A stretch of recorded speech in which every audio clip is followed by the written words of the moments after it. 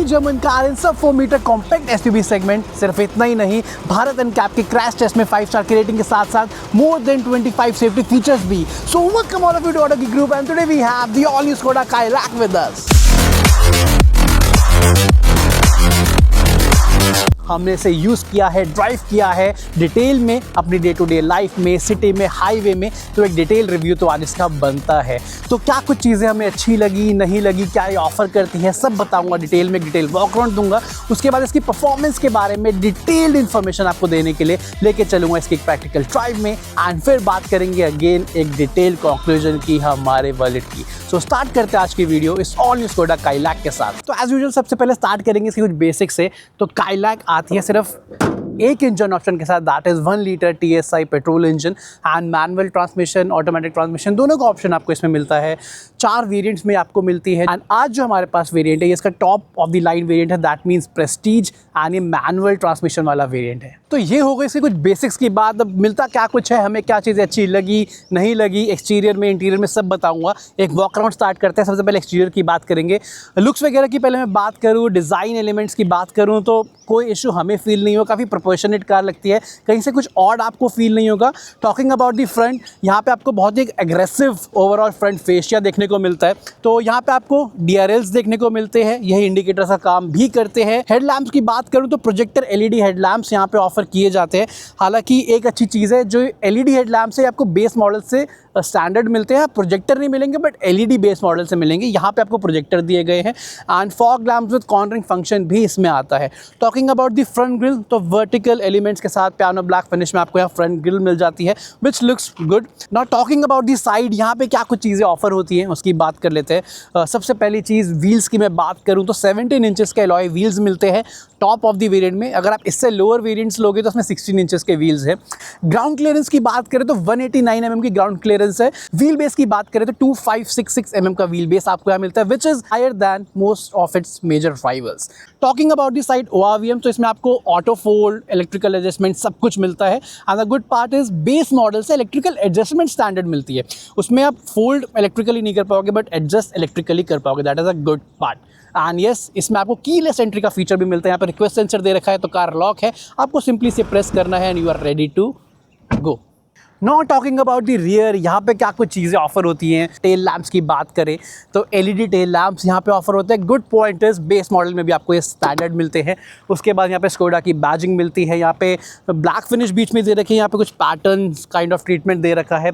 Rear wiper, rear defogger, reverse parking cameras, reverse parking sensor, सब कुछ आपको इसमें लोडेड मिलेगा। Top of the line variant है बेसिकली। बूट स्पेस की बात कर लेते हैं, जो इसकी USP है सेगमेंट में। 446 लीटर्स का बूट स्पेस आपको यहाँ दिया गया है, जिससे आप एक्सपैंड कर सकते हैं। अगर आप रियर सीट पूरी फोल्ड कर दो तो 1265 लीटर्स का बूट स्पेस इसमें आप बना दोगे। तो ये हो गई एक्सटीरियर की बात। अब लेके चलते हैं इंटीरियर में, वहाँ पे क्या कुछ चीज़ें हैं, कैसा एक्सपीरियंस है, क्या चीज़ें हमें अच्छी लगी, अच्छी नहीं लगी, उसकी बात करते हैं। तो सबसे पहले बात कर लेते हैं डोर्स की। यहाँ पे क्या कुछ चीज़ें, यहाँ पे सब सॉफ्ट टच आपको मिलने वाला है। यहाँ पे काइंड ऑफ एक green, olive green kind of treatment है। पावर विंडोज सारे आपको जो स्विचेज है यहाँ मिलते हैं। ड्राइवर साइड वाला ऑटो अप डाउन के साथ आता है। साइड ORVM के एडजस्टमेंट यहाँ पे मिलते हैं। क्रोम फिनिश में आपको डोर अनलॉक का लीवर मिलता है, यहाँ भी वो पैटर्न्स दिए गए हैं। एंड 1 लीटर की बॉटल बहुत आराम से आ सकती है, उसके बाद भी स्टिल यहाँ पे जगह है। Now coming to the seats, top of the line variant में आपको लेदरेट सीट्स मिलती हैं। वेंटिलेटेड सीट्स है दोनों एंड 6 वे इलेक्ट्रिकल एडजस्टमेंट के साथ आती है। गुड थिंग इज इस सेगमेंट में को पैसेंजर सीट भी 6 वे इलेक्ट्रिकल एडजस्टमेंट के साथ आपको इसमें मिल रही है। तो अब अंदर चलते हैं, वहाँ क्या कुछ चीज़ें उसकी बात करते हैं। सो नाउ हम inside the all new Skoda Kylaq अब बात कर लेते हैं क्या चीज़ें हमें यहाँ सही लगी, नहीं लगी। सबसे पहले ओवरऑल डैशबोर्ड वगैरह की लुक, डिज़ाइन जो है वो सही है, ऐसा कोई आपको ऑड नहीं लगेगा, ठीक है। एंड जो ये ऑलिव ग्रीन ट्रीटमेंट्स यहाँ भी बीच में दिए गए हैं, जो ये टेक्सचर है ओवरऑल, तो ये सब कुछ सही लगता है। इनफैक्ट जो स्कोडा की वो प्रीमियमनेस है वो आपको फील होगी हर एक एलिमेंट से। ये चीज़ काफ़ी सही इस कार में मुझे लगी। स्पेशली नाइट टाइम की बात करूँ, हर एक चीज़ के पीछे जो बैकलाइट जलती है, जो जितने भी पावर विंडो के स्विचेज है सबके पीछे यहाँ पे वाइट बैकलाइट है, एक एक बटन के पीछे। एंड इवन जो USB C टाइप पोर्ट्स हैं इसके पीछे पूरी बैकलाइट जलती है, तो वो प्रीमियम फील डेफिनेटली कहीं ना कहीं कराती है। इवन जो ये डोर अनलॉक का जो लीवर है यहाँ पे बहुत सटल सी एम्बिएंट लाइट जलती है, तो ओवरऑल इट फील्स गुड। यहाँ पे सटल सी ऐसी एम्बिएंट लाइट जलती है तो वो प्रीमियम फील तो डेफिनेटली कराती है।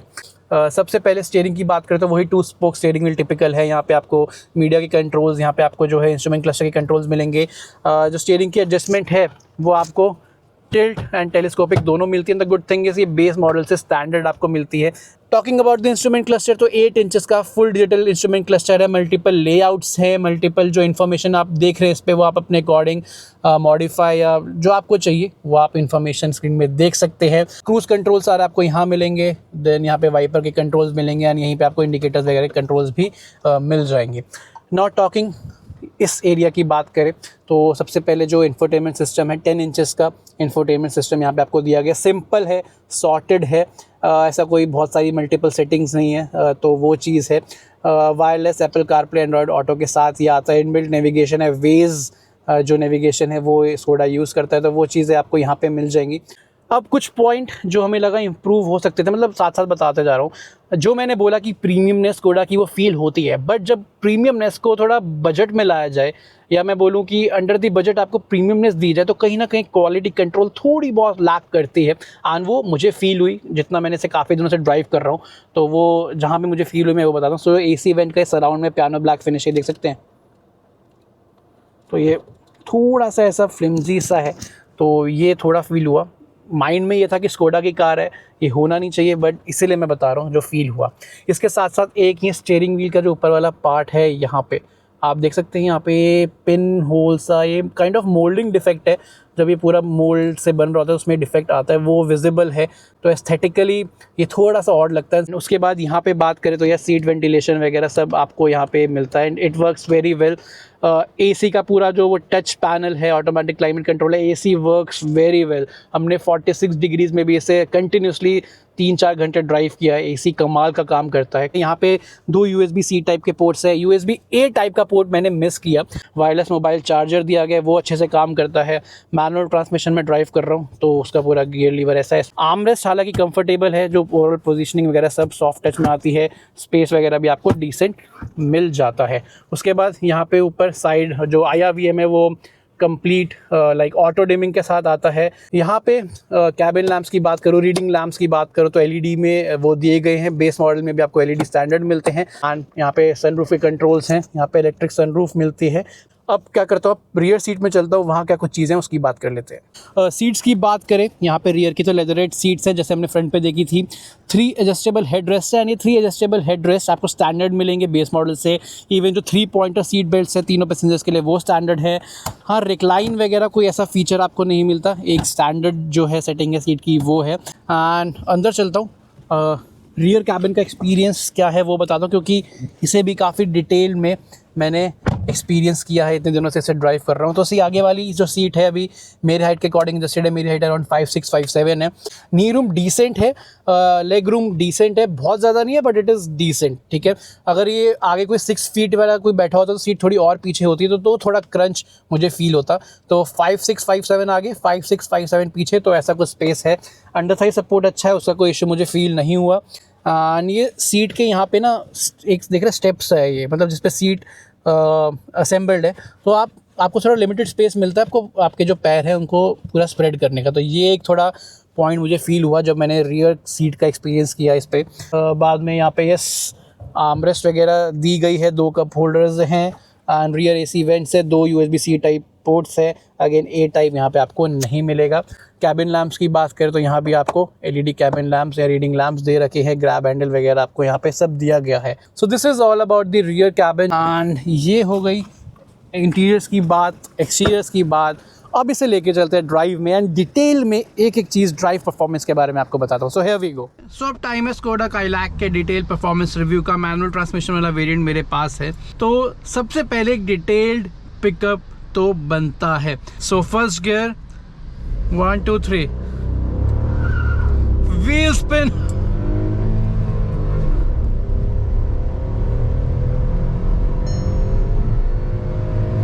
सेकेंड गियर में 93 तक पहुंच जाती है, third gear 106। So as usual सबसे पहले स्टार्ट करेंगे हमारे रिव्यू के पहले सेगमेंट से, दैट इज परफॉर्मेंस।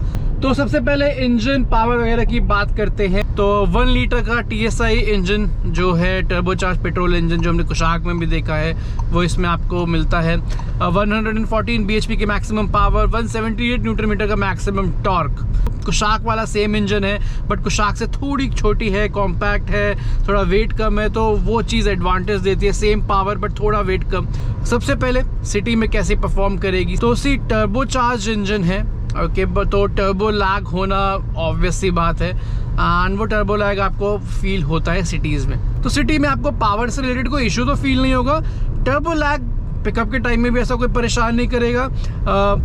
कहाँ पे आपको थोड़ा बहुत टर्बो लैग फील होगा मैं वो बता दूँ। For example let's say we are driving on 45, आप सिटी में चल रहे हो 45 46 में, 4th गियर पे है। अब आपको हल्की सी ब्रेक मारनी पड़ी, कुछ आ गया सामने, गियर वही है 4th गियर। अब जब दोबारा आप उठाओगे ना, तो हल्का सा ये ब्रेक मारने के बाद हल्का सा जब आप दोबारा पिकअप लेते हो, तो यहाँ पे वो टर्बो लैग फील होता है, बिकॉज 2000 RPM से नीचे कार ऑलरेडी है, एंड 2000 RPM के नीचे थोड़ा वो टर्बो लैग आपको फील होगा।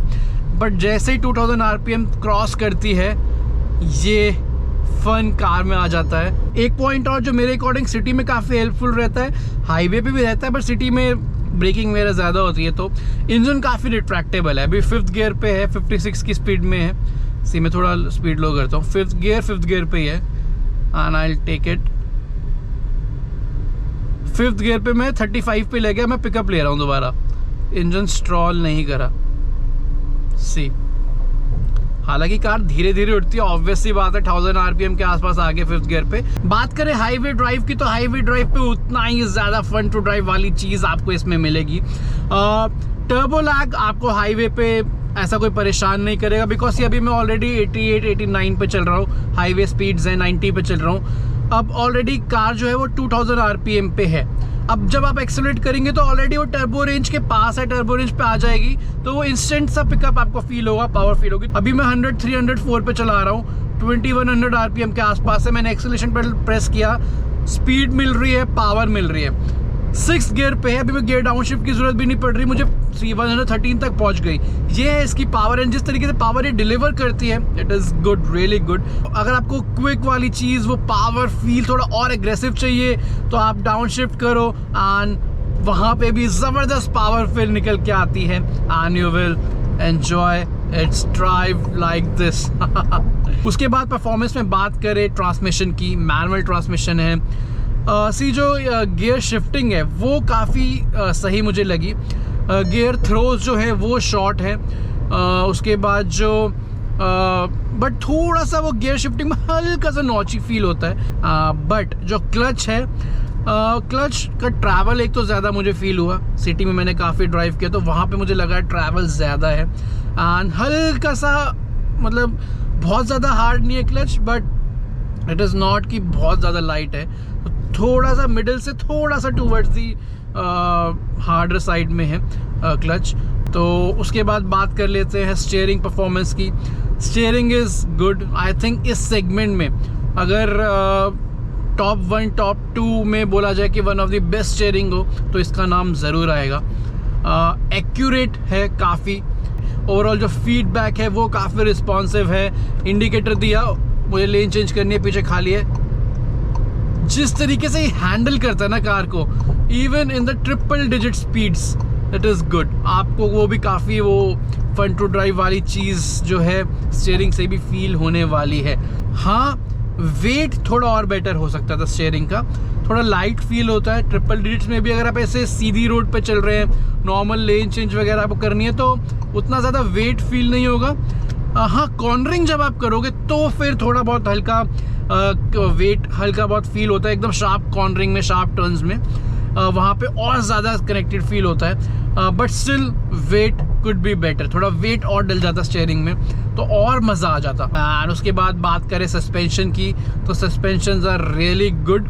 अगर आप ऐसे हाईवे वगैरह पे चल रहे हैं, एंडुलेशंस वगैरह, कार बहुत स्टेबल फील होती है, कमाल की राइड क्वालिटी आपको ऑफर करती है, इवन ट्रिपल डिजिट्स में भी 100 110 में।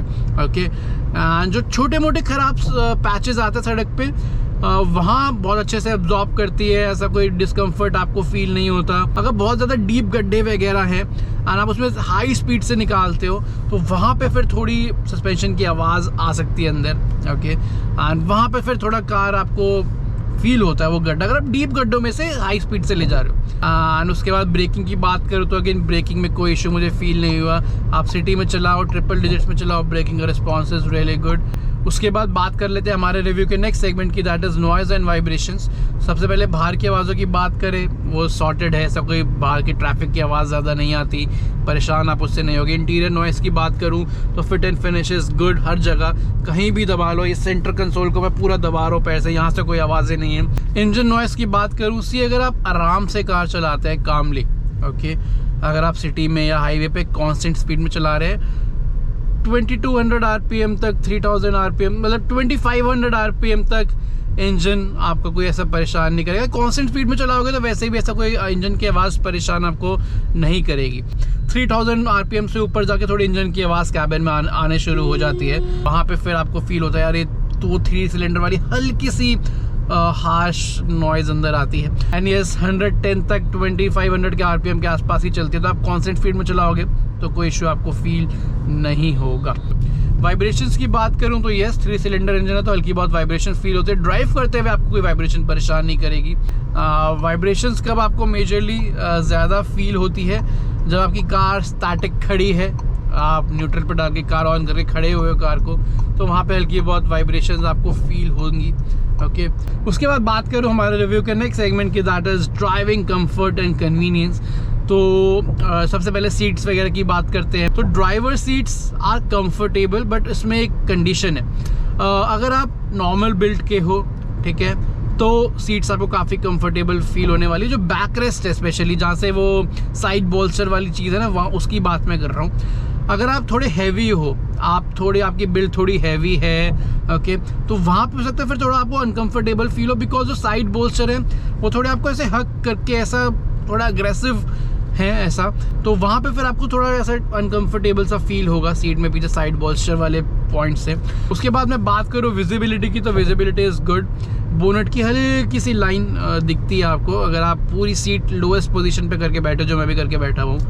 ओके, फ्रंट विजिबिलिटी अच्छी है, साइड ORVMs की विजिबिलिटी अच्छी है, IRVMs की विजिबिलिटी इज़ गुड। रीचेबिलिटी की बात करूँ तो जो चीज़ें जहाँ पे है सॉर्टेड है, आपकी रीच है, इजीली आप एक्सेस कर सकते हो, आपको कोई एक्स्ट्रा एफर्ट नहीं करना पड़ता। और एक चीज़ और मैं जो ड्राइविंग कंफर्ट में आपको बताना चाहूँगा, मैं रिवर्स पार्किंग कैमरा का आपको बताया था, वॉक अराउंड में बताना भूल गया था। उसमें मुझे काफ़ी मतलब जितना मैंने इसे एक्सपीरियंस किया कार को ड्राइव के, स्पेशली नाइट को, see this quality is not up to the Skoda mark. ये कुशाक में भी ऐसे मिलती है, तो छोटी स्क्रीन इतने से पार्ट में आती है, प्लस जो कैमरे का रेजोल्यूशन है, जो क्लैरिटी है, जो भी आप बोल लो, it is not up to the mark. It could be better, it should be better. उसके बाद बात कर लेते हैं हमारे रिव्यू के नेक्स्ट सेगमेंट की, डाटा फ्यूल एफिशिएंसी। मेरे ड्राइविंग कंडीशंस के हिसाब से जो इसने मुझे सिटी में फ्यूल एफिशिएंसी दी है, आप एक्सपेक्ट करना इससे 9 से लेके 14 तक, ठीक है, काफ़ी बड़ी रेंज है, बट स्टिल क्यों, जब मैंने रेंज टेस्ट इसका किया था, डिटेल रेंज टेस्ट सिटी में, मुझे 13.8 की एफिशिएंसी मिली, ठीक है। एंड मिनिमम आप 9 की भी एक्सपेक्ट करना, डिपेंडिंग आप कितने ज़्यादा ट्रैफिक में चला रहे हो, कौन सी सिटी में रहते हो, कैसे कार चला रहे हो, ये फैक्टर काफ़ी इम्पैक्ट करेंगे। हाईवे पे 18 से 19 के बीच में आपको आराम से दे देगी, अगर आप 90 से 100 के बीच में कांस्टेंट स्पीड में आराम से चला रहे हो। This is all about the Skoda Kylaq. And अब टाइम है हमारे वर्डिट का, एक डिटेल्ड वर्डिट का, बिकॉज डिटेल रिव्यू है, डिटेल में से टेस्ट किया है। So here we go. सो ये सब कुछ था इस ऑल न्यू स्कोडा काइलैक के बारे में, एक डिटेल रिव्यू। तो ओवरऑल पहले काइलैक को एज एन इंडिविजुअल प्रोडक्ट देखते हैं। काफ़ी सॉर्टेड कार है, परफॉर्मेंस अच्छी है, हाईवे पे भी डल फील आपको नहीं होती। तो ओवरऑल नो नॉनसेंस फीचर्स के साथ प्रैक्टिकल फीचर्स जो हैं, जो आप डे टू डे लाइफ में यूज़ करोगे, आपके यूज़फुल फीचर्स जो रहेंगे वो सब इसमें है। बात वहाँ आती है जब आप इसे कंपेयर करने लगते हैं इसके राइवल्स के साथ, जो ऑलरेडी सब 4 मीटर कॉम्पैक्ट एसयूवी सेगमेंट में हैं, इसी प्राइस के आसपास हैं, तब आपको फील होता है कि यार 2-3 फीचर्स इसमें नहीं हैं। तब आपको ऐसा लगेगा। वो क्या, जैसे मैंने आपको ऑलरेडी बताया कि 360 डिग्री कैमरा नहीं है, लेवल 1 एडास नहीं है, जो इसके कुछ राइवल्स ऑलरेडी ऑफर कर रहे हैं। But frankly speaking, to be honest, मैंने इसे ड्राइव किया है बहुत दिन, वो 2 फीचर्स की कमी ऐसी मुझे लगी नहीं। जिस कार का साइज़ है उसके अकॉर्डिंग 360 डिग्री कैमरा ठीक है, नहीं है, बट मुझे उसकी ज़रूरत भी फील नहीं हुई। हाँ, हो सकता है कुछ लोगों के लिए ये एक नेगेटिव पॉइंट हो कि मल्टीपल इंजन ऑप्शंस नहीं है जो इसके राइवल्स में आपको मिलते हैं। नेचुरली एस्पिरेटेड इंजन नहीं है, डीजल इंजन ऑप्शन नहीं है। हैविंग सेड दैट, यही जो 1 लीटर TSI इंजन है ये इसका एक स्ट्रॉन्ग पॉइंट भी है। वो कैसे? टर्बोचार्ज इंजन है, परफॉर्मेंस अच्छी देता है, हाईवे पे डल फील नहीं होता, वो सब है। बट जब आप इसके राइवल्स को देखोगे जो सेम सेगमेंट में टर्बो इंजन ऑप्शंस ऑफ़र कर रहे हैं, वो जो टर्बो इंजन ऑप्शन ऑफ़र करते हैं वो उनके हायर वेरिएंट्स में ऑफ़र करते हैं जो डेफिनेटली हायर प्राइस है। तो आप ये बोल सकते हैं कि this car is the most affordable car with the turbocharge petrol engine, because base variant से इसमें टर्बोचार्ज पेट्रोल इंजन का ऑप्शन आता है। तो ये था एक डिटेल रिव्यू, हमारा वर्डिक्ट स्काईलैक के बारे में। अब मैं आपसे मिलूंगा एक और नेक्स्ट वीडियो में एक और एक्साइटिंग कार या बाइक के साथ। तब तक के लिए टेक एंड गुड बाय।